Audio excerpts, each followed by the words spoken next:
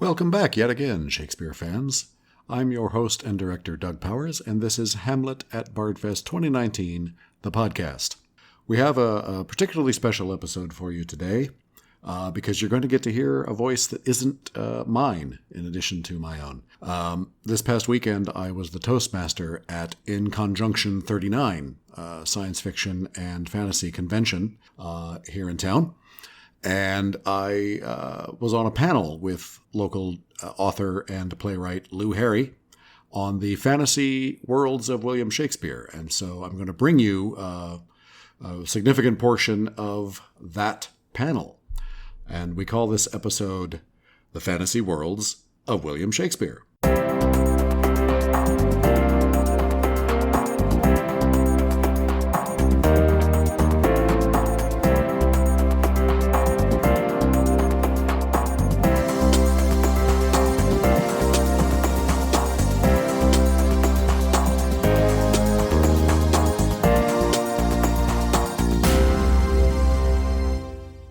So Lou and I certainly spent part of the time on this panel talking about Hamlet, but we also strayed farther into a number of other Shakespeare works.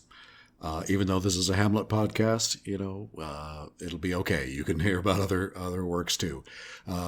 He also showed a number of video clips, which in here I have skipped over.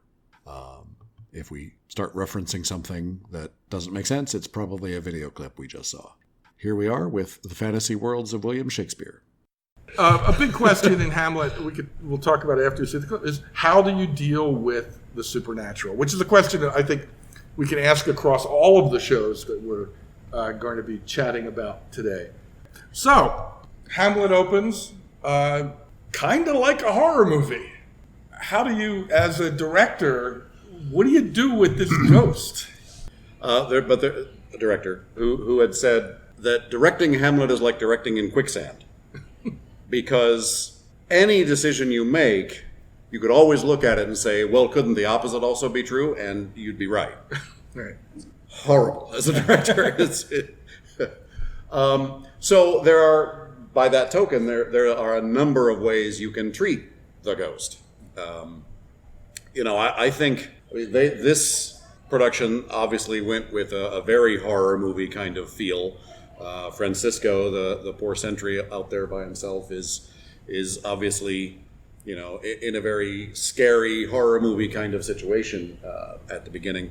But I think without the ghost, it's the ghost that sets the whole story in motion. So it's one of the more important questions you have to wrestle with when you look at Hamlet is how do you want to treat the ghost?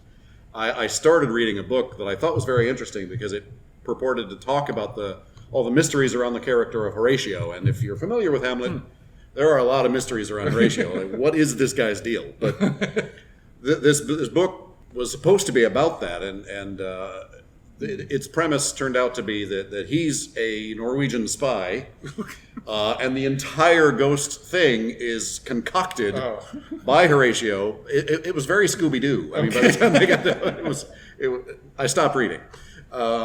Because I think there needs to be the question of whether this apparition actually is Hamlet's father or is a demon. Because Hamlet asks that question throughout the play. He's not sure. Which is part of why, the reputation of Hamlet as somebody who can't decide or can't make up his mind, that cliche right. is kind of nonsense. It's absolute nonsense. He's collecting information. Right. For those of you not familiar with Hamlet,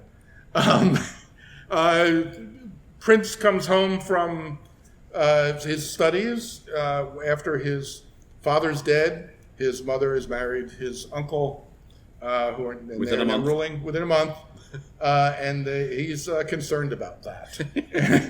And then Papa Ghost tells him Claudius did it. Right. That's the thing. Hamlet is told by a ghost to murder the man who is all at once his king, his stepfather, and his mother's husband, and his uncle. Right? How quickly could you do that? Right. Especially if you were a young guy just back from college, right? Who, it's still murdering somebody. You know what I mean? It's Right. not. Yeah. So, but I think one way or another, for me, I think the ghost has to be supernatural. I think you have to leave the question open about whether Hamlet can believe a word this ghost says. But the Scooby-Doo thing just doesn't work for me. Yeah. I think it has to be an apparition, because the other thing is that Hamlet is quite the intellectual. I mean, he's been at Wittenberg doing his studies. Apparently, he put them off. I think my theory is for military service, because he's 30. But, he's quite the intellectual, and he's not a very credible guy. Like, you tell him something, and he's going to question it. And so to give that its proper struggle, right, we have to believe that this ghost is, in fact, a supernatural apparition of some kind. The question then becomes, within Hamlet, is, can I trust it? But I think you have to treat it like, oh, by the way, here's a ghost. Just accept that. It's a ghost, but what kind of ghost is the question. One of the reasons I think that there are so many different interpretations of Shakespeare is that he wrote his plays to be acted, and we don't get a whole lot of stage direction. We don't get, it's not like reading George Bernard Shaw or even Neil Simon, where there's... Or Eugene O'Neill. Where they tells you exactly what he wants. What he's doing is, was giving parts to each of the actors, and then the folios had to be pulled together eventually. Right. What does he give you of the ghost in Hamlet? Well, it just so happens I have a copy right here. He doesn't give a whole lot. No, it literally, it's like enter ghost. Yeah, yeah. That's really, it's enter ghost. I'm interested also in thinking about that spirit in relation to the trio of women, if we want to call them witches or whatever, in Macbeth. Right. Also, who not necessarily advise, they're a little more cryptic and less specific, but don't direct. They need humans to perform the action. Yes. And that's what's sort of interesting to me about the ghost of King Hamlet, is, and as compared to the witches, they're not in direct control, right, of, and also are left open to a lot of interpretation. Yeah, and that's an interesting point, and it's completely the opposite of, say, The Tempest, right, where Prospero just sits in his cell and does nothing except order Ariel to go do everything. Right. You go do that. I'll be here. We're gonna hit eating Cheetos. Hit both of those. So, what can you give a hint of what your obviously making a film is different than putting something on stage, and putting something on stage can often depend on your budget. And so choices can be impacted by that, and your casting as well. Sure. So what's your approach as a director to what are we going to see? Sure. Yeah, it brings to mind there was a television interview on British television from the 60s with Orson Welles and Peter O'Toole and some English actor who probably I would have known who he was if I were watching British theater in the 60s, because he was probably in his 80s when they were doing this interview. But Wells's theory, and O'Toole agreed with him, was that the best actor in the company should play the ghost. Never mind Hamlet, never mind Claudia. Best actor in the company. Because it's the hardest to believe? Partly, and also because he sets the whole story in motion. So without him, if you don't believe him, right, if you're not convinced and scared of and believing that this apparition has arrived, then what are we doing for the next 3 hours? Or 4.5 in the case of... Well, right. Well, whatever. Right, 3:58, I think he said. It's right at 4. So the difference between film and theater are one of them. Unless you have the kind of budget that you would have on Broadway, it's very difficult to do a special effect in the theater that will legitimately scare people anymore. I mean, it's just next to impossible.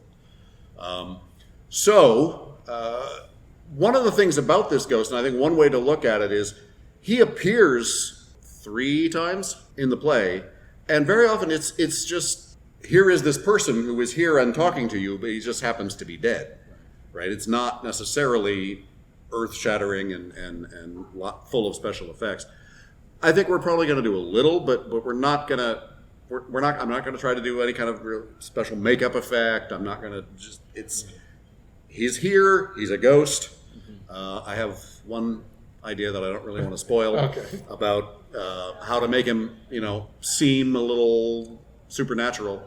But mostly, it's just in the actor's performance. Let's brought up Macbeth. Let's transition to a little bit of Macbeth. Have you been involved in any productions of? Almost. Okay. Brian Hartz, the actor who's playing Hamlet for me, was going to direct a production of Macbeth some years ago, and it never really got off the ground. And he had me precast as Banco. Okay. And Noblesville is getting ready to do a production in the park right now. Theirs also opens July 25th. And it's another one that this one, more leans on the horror, obviously. So, do we need to do a brief recap of Macbeth? Sure. Scottish, well, they call them Thanes, but he's an earl, basically, who's a war hero and very devoted to his king, Duncan, is told by three weird sisters, that he will become king, and that's it becomes Thane, right? Thane of Cawdor. Yeah, right. He gets a new title, and then from there, that's like very close in line to the throne. So from that and his wife's nudging, he murders Duncan, and then from there he starts just killing everybody. Right. to get to the throne and eventually has a little rough dinner party. Yes, where he's visited by the ghosts of the people he's killed, and then he ends up with his head on a pike by the end. Spoilers.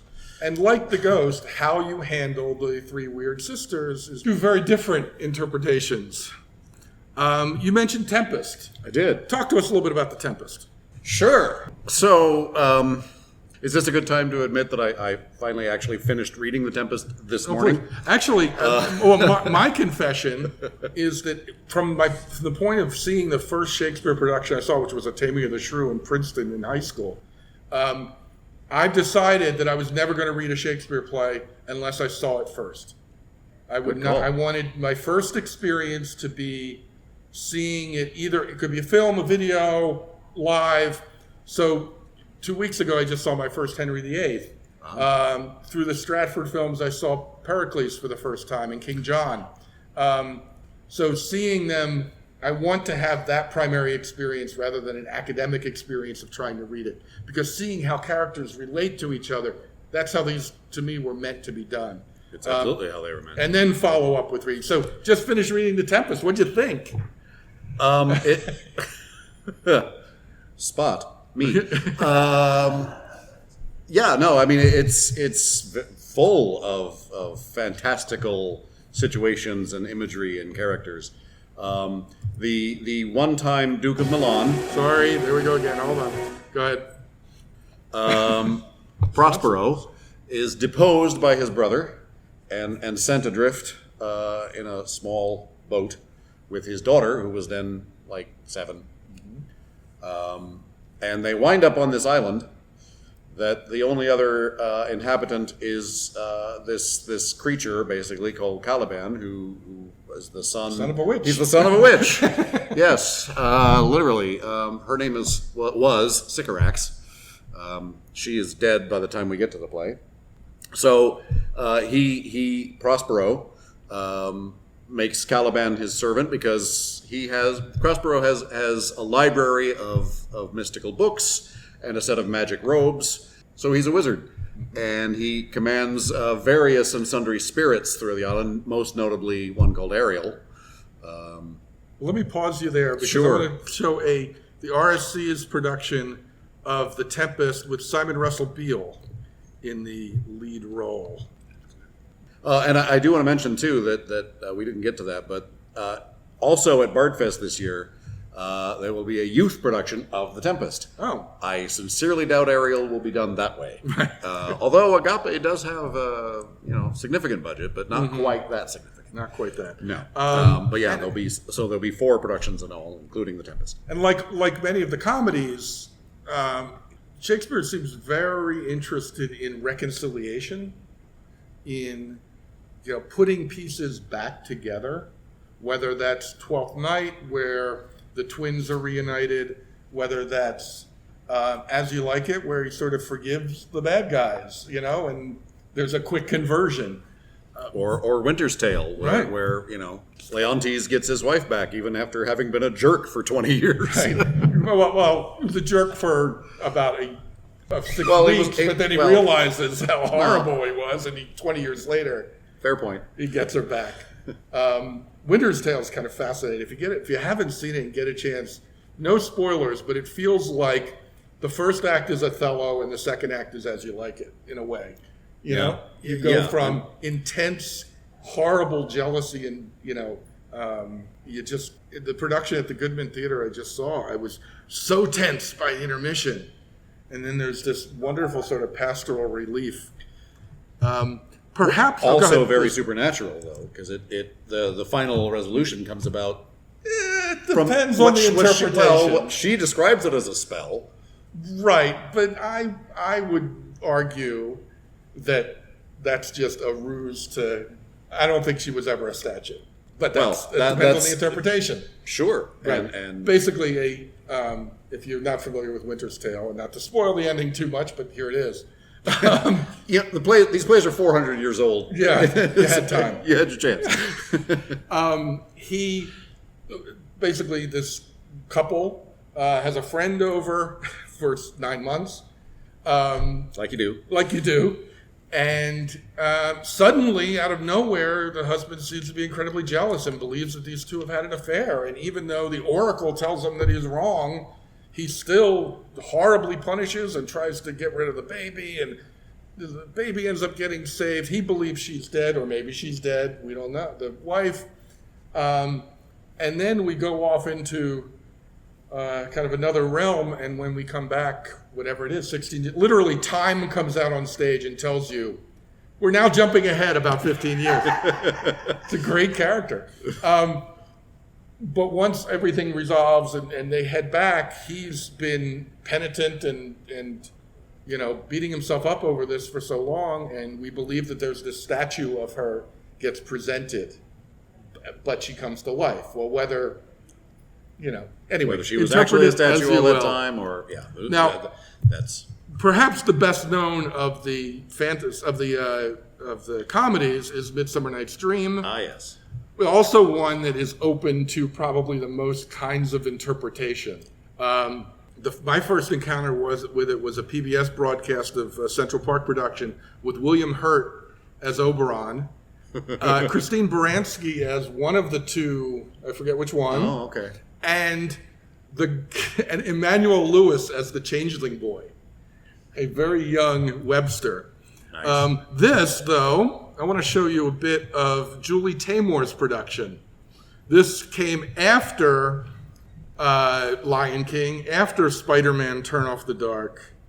As you know, Julie Taymor, based on those at least, and if you've seen other work of hers, you're going to see some money. And you're going to see some visual ideas, let's just say that.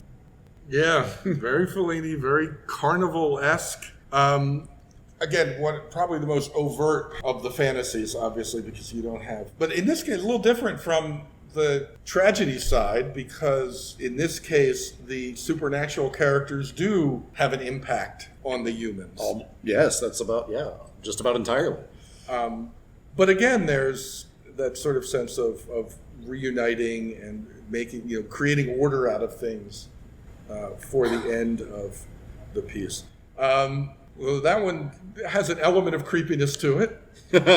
There's Midsummer Night's Dream tends to be a little gentler, which we could go to the other extreme now and deal with the horror of Titus Andronicus. Oh my, yes. Oh, well. Anything to say about Titus? That it's apparently there are plans to bring it to Bardfest next year. Oh. Which I'm looking forward to. It was a very early play in Shakespeare's career.